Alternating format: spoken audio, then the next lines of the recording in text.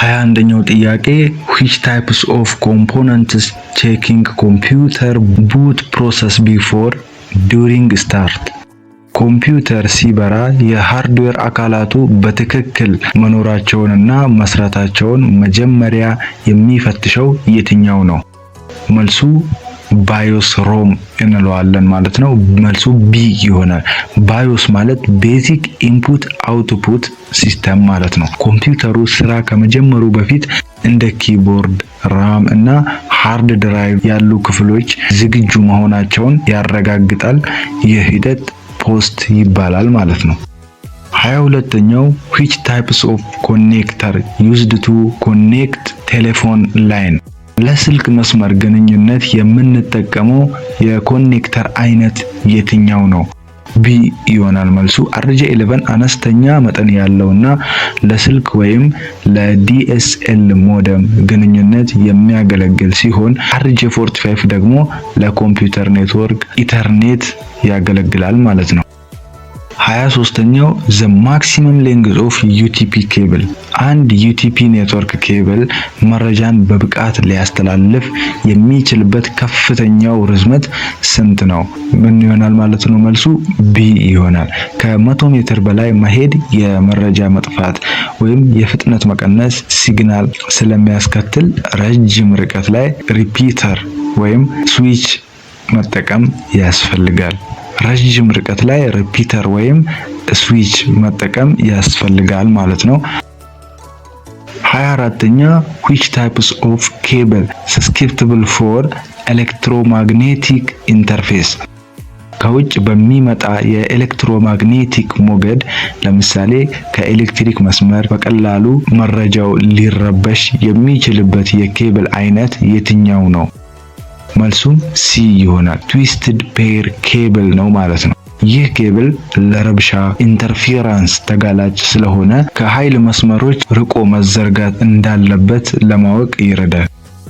25ኛው blank is used to connect computer to central hub or switch? ኮምፒውተሮችን ከመሃል መረጃ አከፋፋይ ሀብ ወይም ስዊች ጋር የሚያገናኝ የኔትወርክ አቀማመጥ ምን ይባላል? መልሱም ስታር ይባላል ማለት ነው። መልሱ ኤ ይሆናል። በአሁኑ ጊዜ በጣም የተለመደው ሲሆን አንዱ ኮምፒውተር ወይም ኬብል ቢበላሽ ሌላው የኔትወርክ ክፍል ስራውን እንዲቀጥል ያስችላል ማለት ነው። 26ኛ which one of the following the most topology? በብዛት ስራ ላይ የሚውለው የኔትወርክ አቀማመጥ የትኛው ነው? አሁን እንዳየነው አብዛኛውን ጊዜ የምንጠቀመው ስታር ነው ማለት ነው። በአሁን ጊዜ አገልግሎት ላይ ያለው በጣም ተፈላጊው ስታር ቶፖሎጂ ይባላል ማለት ነው። መልሱ ኤ ይሆናል። ለመዘርጋት እና ብልሽቶችን ለመለየት ቀላል በመሆኑ ለቢሮና ለቤት ኔትወርኮች ተመራጭ ያደርገዋል ማለት ነው። 27ኛ which one of the following topology wants more cable? ከሌሎች በበለጠ ከፍተኛ መጠን ያለው ኬብል የሚፈልገው የትኛው የኔትወርክ አቀማመጥ ነው? ስለዚህ ይህንን እንደተማራችሁት ማለት ነው። መልሱ ኤ ይሆናል። ሜሽ ቶፖሎጂ በጣም ብዙ ገመዶችን የሚፈልገው ሁሉም ኮምፒውተሮች እርስ በእርስ በቀጥታ ስለሚገናኙ በጣም አስተማማኝ ነው። ነገር ግን በኬብል ብክነት ምክንያት ውድ ያደርገዋል ማለት ነው። 28ኛ which types of network geographically used to connect computer in building? በአንድ ህንፃ ወይም ግቢ ውስጥ ያሉ ኮምፒውተሮችን ለማገናኘት የሚጠቅመው የኔትወርክ ስፋት ምን ይባላል? መልሱም ላን ይሆናል ማለት ነው። ሎካል ኤሪያ ኔትወርክ እንለዋለን። መልሱም ኤ ይሆናል። በቅርብ ርቀት ላይ ፈጣን የመረጃ ልውውጥ ለማድረግ እና እንደ ፕሪንተር ያሉ መሳሪያዎችን በጋራ ለመጠቀም ይረዳል ማለት ነው። 29ኛው which types of network geographically used to connect several countries? የተለያዩ አገራትና አህጉራትን ለማገናኘት የሚጠቅም ሰፊ የኔትወርክ አይነት የትኛው ነው? ሀገራትና አህጉራትን የሚያገናኘው ዋይድ ኤሪያ ኔትወርክ እንለዋለን ማለት ነው። መልሱም ቢ ይሆናል። ዋን የምንለው ኢንተርኔት ትልቁ የዋን ምሳሌ ሲሆን በሩቅ ቦታ ያሉ ሰዎችንና ተቋማትን ለማገናኘት ያገለግላል። 30ኛው which one of the following is uses token pass? መረጃን በቅደም ተከተል ለማስተላለፍ ቶክን የሚጠቀም የኔትወርክ አይነት የትኛው ነው? ይህም መልሱ ኤ ይሆናል። በሪንግ ቶፖሎጂ ውስጥ መረጃው በክብ መልክ ስለሚዞር የትኛው ኮምፒውተር መረጃ መላክ እንዳለበት ለመወሰን ቶከን ጥቅም ላይ ይውላል። ይህም የመረጃ መጋጨትን ወይም ኮሊዥን ያስቀራል ማለት ነው። 31ኛ which types of topology uses UTP cable and coaxial cable? UTP እና የኮክሲያል ኬብሎችን በብዛት ሊጠቀም የሚችለው የትኛው የኔትወርክ አቀማመጥ ነው? እንደተማራችሁት ማለት ነው። መልሱ ኤ ይሆናል። ባስ ቶፖሎጂ ነው። ጥንታዊና ቀላል የኔትወርክ አቀማመጥ ሲሆን መረጃው በአንድ መስመር ወይም ባስ ላይ እንዲያልፍ ያደርገዋል ማለት ነው። 32ኛ which types of device used to amplify incoming signal? የሚመጣው የኔትወርክ ሲግናል ሲዳከም መልሶ የሚያጠነክር ወይም የሚያጎላ መሳሪያ የትኛው ነው? መልሱ ሪፒተር ነው ማለት ነው። መረጃው ሩቅ ርቀት እንዲጓዝ በማድረግ በኬብል ርዝመት ምክንያት የሚፈጠርን የሲግናል መዳከም ይከላከላል ማለት ነው ሪፒተር የምንለው። 33ኛው which device is used to connect different LAN? ሁለት የተለያዩ የአካባቢ ኔትወርኮችን ወይም ላንን የምንለውን ለማገናኘት የሚያገለግል መሳሪያ የትኛው ነው? ሁለት ላኖችን ለማገናኘት የትኛው መሳሪያ እንጠቀማለን ማለት ነው? ብሪጅ የሚባለውን ኬብል እንጠቀማለን።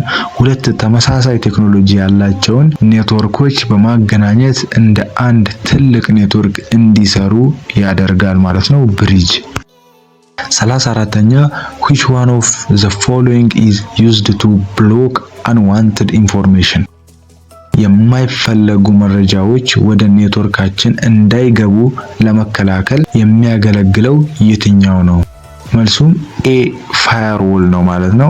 እንደ አጥር በመሆን ኔትወርኩን ከማይፈለጉ ሰርጎ ገቦች ወይም ሃከሮች እና ቫይረሶች ይጠብቃል ማለት ነው ፋየርዎል። 35ኛው which one of the following is used to prevent internal and against external threat? ኔትወርኩን ከውጭ ከሚመጡ ጥቃቶች ለመከላከል የሚያገለግለው የትኛው ነው? ቅድም እንዳልነው ነው። ተመሳሳይ ጥያቄ ነው። አጠያየቁን ለይቶ ስለመጣ ነው እንጂ መልሱ ፋየርዎል ነው ማለት ነው። በውስጥ ኔትወርክ እና በውጭው ዓለም ወይም ኢንተርኔት መካከል ያለውን የዳታ ልውውጥ በቅርበት ለመቆጣጠር ይረዳል ማለት ነው። 36ኛው which one of the following is enable communication between different protocol? የተለያዩ የቴክኖሎጂ ደንቦች ወይም ፕሮቶኮልስ ያላቸው ኔትወርኮች እርስ በእርስ እንዲግባቡ የሚያደርገው የትኛው ነው?